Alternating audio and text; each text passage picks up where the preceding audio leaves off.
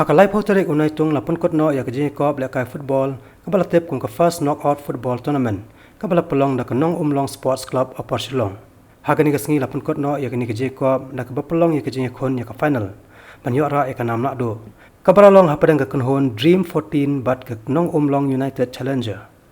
Hagani je khon ya ka nam nak do la job da ka Nongumlong United Challenger kabala param no ya ka kynhun Dream 14 da argo lanot. Yaki kusnam cakap kynhun ke bajab bat kiriu shimat lasam do presiden yang kemelim blok Congress Committee uba Richard Marwen bola long kongsan hak jelang hakabala dan rengkat ru acting CM ke hima melim Ricky Nelson CM bat kirang bas nong jungisnong kiba hakani kathan hakani jelang sam kusnam lapun ko buram karpang ru ya ki arngut ki khna ki bala pas ba ke examen matreng hakani jelang sam kusnam lapun ko buram karpang ru ya ki arngut ki khna school jongani kathan ki bala pas ba ke examen matreng araja kan reu Kumjo yo Rudolph Nelson Nong Neng Daloi balayo ya kanam best player haka under 15 jong ka I League jong ka snam arja karsan arja kanrio. Ngapanya tu happy menta kordon lesko ipa jonga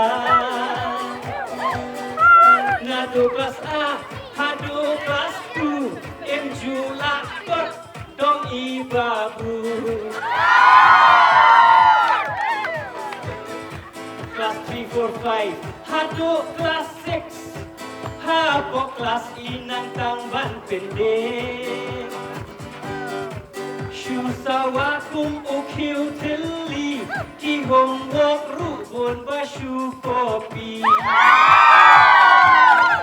Tang kuai lelei ha kelas 7 las dang ledir kiu ding so menten Tang dei jingpen bat algebra kin mau pen ban ya isam la Hati kampai tikum ihiru hajing kuli dan long zero Kuli kot jai tu ngau jenja nang tang ban ko ban kuli lof leta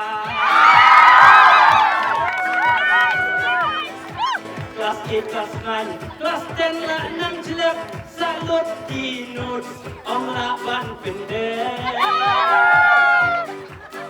Utman lah nang drong shipro ke kelas 4 pedek shipdek aja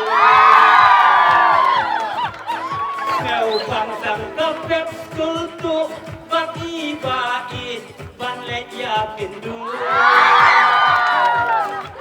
Lada don lele sakamoni ya iban let ya lang kilai puri